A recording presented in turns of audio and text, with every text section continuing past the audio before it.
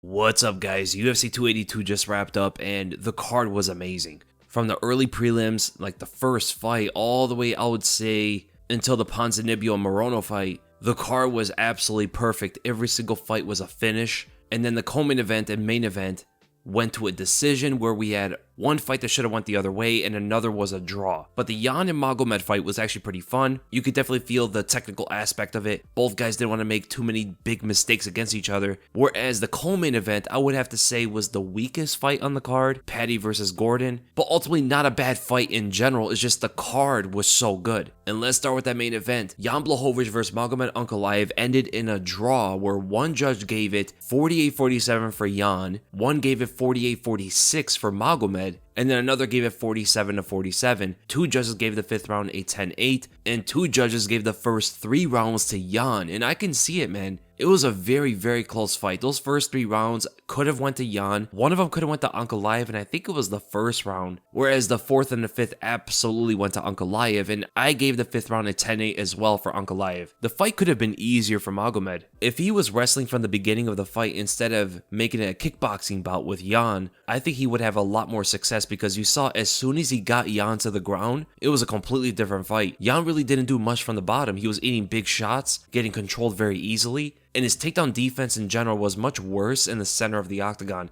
It was actually a drastic difference. Jan was defending takedowns very well against the fence, but when he got shot at from the center, he got swept off his feet. It was crazy how much of a difference it was. But the most shocking thing about the fight were those leg kicks. Jan was kicking Ankalaev's legs a few times, and the man's legs went dead. It was crazy. Now I understand why Adesanya's legs were damaged after Jan was checking his kicks. The man is made out of something else. I don't know what they're doing over there in Poland, but they did something to this guy. I think it was like 5 leg kicks on Ankalaev's left leg when he went orthodox because of his damaged right leg, and that leg got damaged too. Crazy, man. Absolutely insane.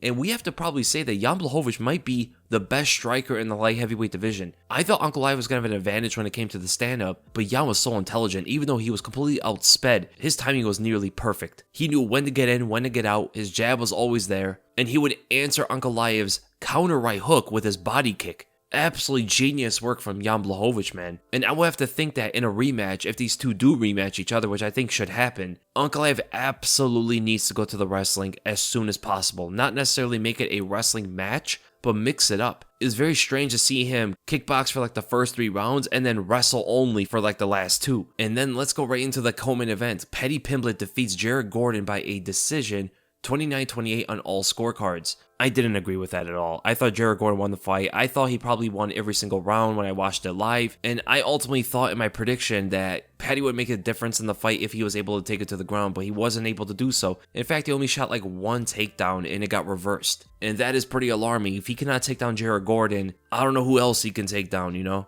And not only that, his striking, like Jared Gordon was outstriking him and landing that left hook at will. Paddy's dangerous, he's fast, he has good power, and he's very unpredictable with his awkward style, but beating Jared Gordon is going to line him up against some dangerous opponents. Next up is going to be guys like Drew Dober, Terrence McKinney, Gurum Kutaladze, Edmen Zaitar. These are his next kind of opponents, and none of these guys hit soft. If they land left hands like Jared Gordon did on Paddy, the fight would be over very quickly, most likely speaking. And those guys have better takedown defense than Jared Gordon. Even if they line up a fight with him and Ilia Topuria, because we know Ilia wants that fight too. As a smaller man, I don't think it changes anything. Paddy Pimblett's skills have been kind of exposed at this point. I always knew where Paddy stood in the lightweight division, but this is kind of confirmation. This is the level he's at. And he's not super young. He's 27, going to be turning 28. And he has 23 fights professionally, almost as much as Jared Gordon. It's not like he's Raul Rosas Jr. or Armin Saryukian or someone like that. Paddy's fought in Cage Warriors for a long time. He's been a champion over there. He's now, 4 fights deep into the UFC, getting near 30 years old. I do expect Paddy to get better for sure, but honestly speaking, in my opinion, I don't see him evolving that much over time. His striking isn't really changing. Every single fight, his striking's looking the same.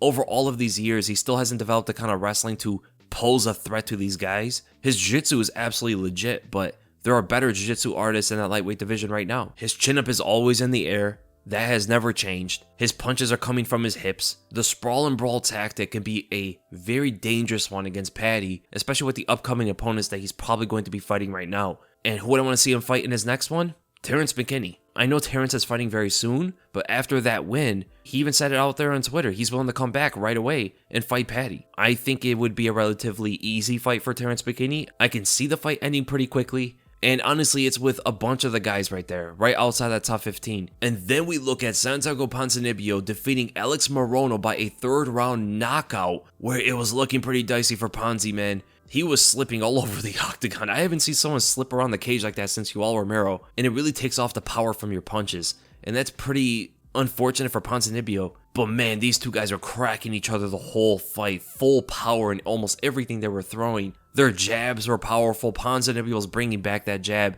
and the leg kicks. It was, I wouldn't say frustrating, but it was making me like jump out of my seat, hoping Ponzinibbio knows that he's hurting his legs. But it was like he never noticed. And then ultimately ending the fight with that right straight as Morono was actually moving away from the punch. That's how much power Ponzinibbio has in his punches. Morono was moving away from the punch, looking at it so he saw it, and still got rocked out of his mind. And then one more just put him down. Even at his age, man, Ponzinibbio's still looking good, and his story is always going to come up.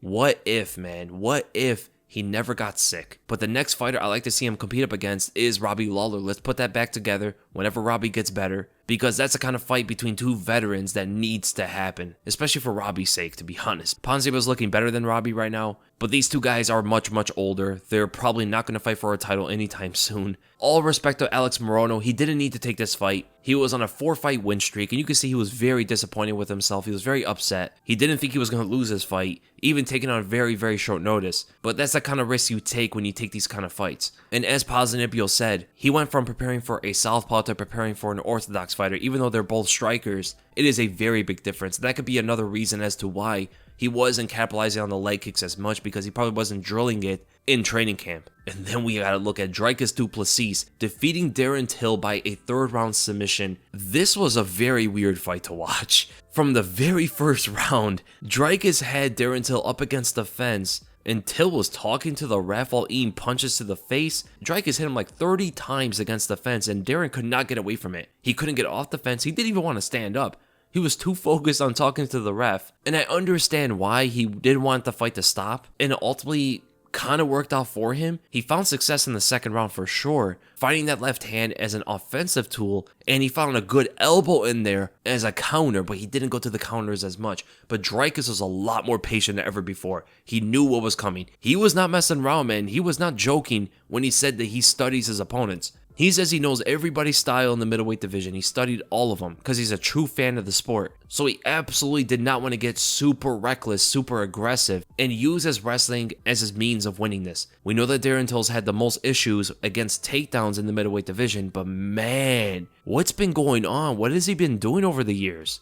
Like, what has he been doing with Hamza? He's been training with Hamza for a while, and his wrestling is looking worse. Because Dricus is not a great wrestler. Dricus' takedown accuracy before fighting Darren Till was 18%. Let that sink in. 18% before fighting Darren Till. And he was successful at every single takedown. Not only were the takedowns successful, but he was ragdolling Darren Till with those takedowns. It was so easy for him. Even when he was unbalanced trying to catch his footing, he was still taking Till down like it was nothing. And Till was not getting taken to the ground like that in the welterweight division. There's definitely a difference in size here that's playing a factor. And Till's in a very bad position where he's too small for middleweight but too big for welterweight. And that choke came in very easy for Dricus. It was an easy fight when it came to the grappling, and he looked much better in the 3rd round than he did in the 2nd. In the 2nd round, he was so tired, and then he got like a 2nd win in the 3rd, and he looked fresh. He was ready to go, ready to wrestle, ready to strike, everything.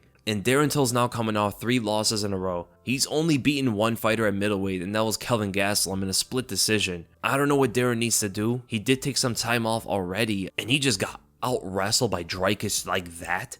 Because Dricus is not out-wrestling many guys in this division like that. But it's a very good win for Dricus. Good performance, great finish, and who I like to see him fight next. So he just defeated the number 10 Darren Till. He should be in the top 10 now. I would like to see him fight Roman Dolidze. I think it's a fantastic fight. Or because they both are younger fighters, younger contenders compared to the other older ones here, you could make him fight Jack Hermanson, who's number 9, because everybody else above that seems to be booked. And as for Darren Till, I mean, he dropped his competition level all the way to 14. Let's do him and Joaquin Buckley. Why not? A non-ranked opponent, it's a dangerous fight, but it's very doable, very winnable for Darren Till's style. If you lose to Buckley, then I don't even know anymore. That's no disrespect to Buckley, but it definitely spells the end of Darren Till ever becoming like even a top 10 fighter. And I never thought I would ever say that. And then we look at Ilia Topuria running right through Bryce Mitchell like it was nothing. First round was pretty competitive, but that second round was so one-sided. You could definitely see the impact of Topuria's blows taking a toll on Mitchell throughout that fight. The body shots, the head shots, is exactly what I was talking about in my prediction video. Topuria's punches were going to start wearing on Mitchell every single time he hit him. The guy has different kind of power, and Mitchell's very durable. He showed that even in this fight.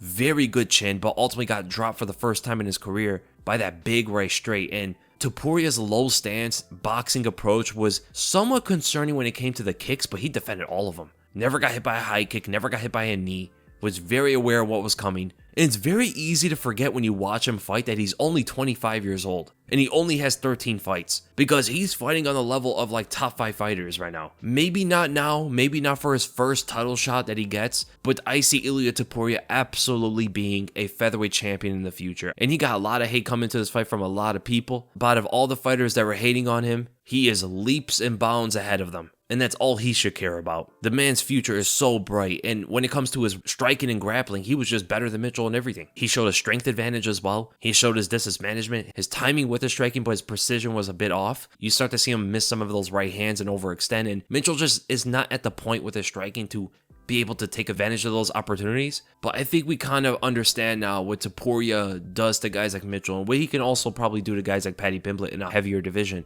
And that could be Topuria's next fight. He could be fighting Paddy next. It just all depends, but he's also going to be higher ranked in the featherweight division, and they need him right now because Volkanovski is going up to lightweight. Max is kind of being a gatekeeper to the title. They need guys like Topuria right now to cause a big shakeup in that top 5. But if he were to fight someone like Paddy Pimblett next, there's nowhere Paddy's better than him. Maybe just kicks. Actually, Paddy has decent kicks from high kicks, low kicks, all of that. But Topuria is very aware now on the danger that comes from his opponents. When it comes to the boxing, the wrestling, even Brazilian Jiu-Jitsu, Topuria's absolutely ahead of Pimblett. But other than that fight, I would love to see that one. But him beating the number 9 ranked opponent, he should be in the top 10 now. I like to see him fight maybe like Giga Chikadze or Kelvin Kattar. Those are some good fights. Or instead of fighting up in the division, maybe he could fight a Sadiq Youssef. That would be an interesting one, who's number 11, or number 12, Dan Ige. Any of these fights would be fantastic, but the one I would like to see the most is him versus Kelvin Kattar. That would be an interesting one. It would be the biggest test of his career, but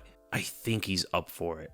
And as for Bryce Mitchell, Mitchell took a chance. He fought the number 14 ranked opponent. I think next should be him versus Jonathan Pierce, who's number 15. And the rest of the fights were amazing. Raul Rosas Jr. doing his thing.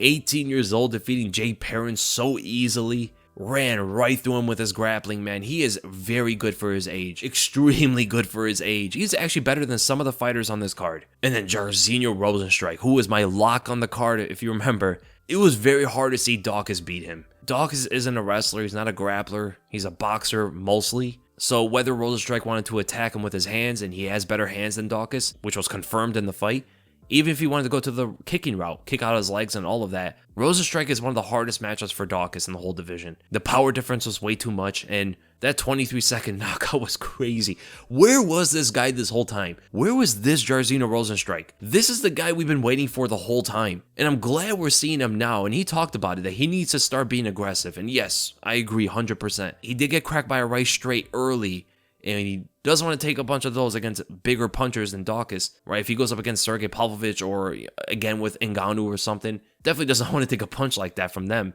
But seeing a man at his size, after hurting you, throwing flying knees your way, that's a scary heavyweight. He should definitely fight Derek Lewis next, though. That is absolutely the fight that needs to happen. Edmen Shahbazyan showing his work with the new coaches against Dalcha Lungiambula, and he looked far superior when it came to his technical striking. And let's be honest, Dalcha's very explosive, very dangerous, but all he was really throwing was a left overhand. It was like 90% of what he was doing. He went for a couple takedowns here and there, but Dalcha's not going to take down Edmen, and it was relatively an easier target for Edmen to snipe at, But Edmen reminds me of, I wouldn't say Dustin Poirier necessarily when it comes to his style, his tenacity when he has you hurt. When he smells blood, man, he's one of the scariest guys in the middleweight division. This guy's throwing all different kind of stuff at you and being very technical with it and always aware of where he's at with distance. And you also saw that when he fought Brad Tavares, but his knees were on point in this fight. He took his time to find his opening, and ultimately it worked out for him. Great win for Edmen Shahbazyan. And then Chris Curtis. It was looking pretty shaky, man, but he found that knockout in the second round. And honestly, it was a lot of Buckley's mistake on throwing that high kick. He was having so much success just putting together boxing combinations focused on volume. So much success, and Curtis couldn't find his counter shots that easy. Buckley kept entering and exiting off different angles, and that was really throwing off Curtis's punches. But as soon as he threw up a kick at like punching range, he was that close throwing up a high kick. It got caught under Curtis's arm, and then Curtis just bombed him with that left hand. Very unfortunate finish for Joaquin Buckley, man, but great one for Chris Curtis. But ultimately, I hope you guys enjoyed the fights, hope you guys enjoyed the card, hope it was entertaining for you, and I hope you guys enjoyed this video. And if you did, make sure to give this a thumbs up. If you enjoyed my content, make sure to subscribe, and I'll see you guys in the next video.